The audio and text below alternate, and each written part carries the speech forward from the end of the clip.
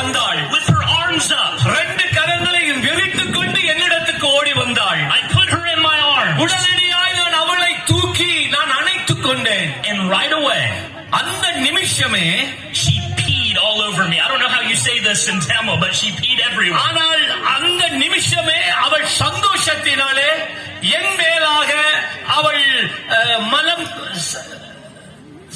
சலத்தை கழித்தாள். Everywhere. Okay?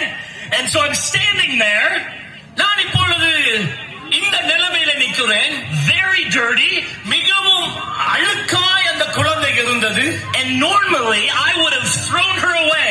உண்மையாகவே அப்படி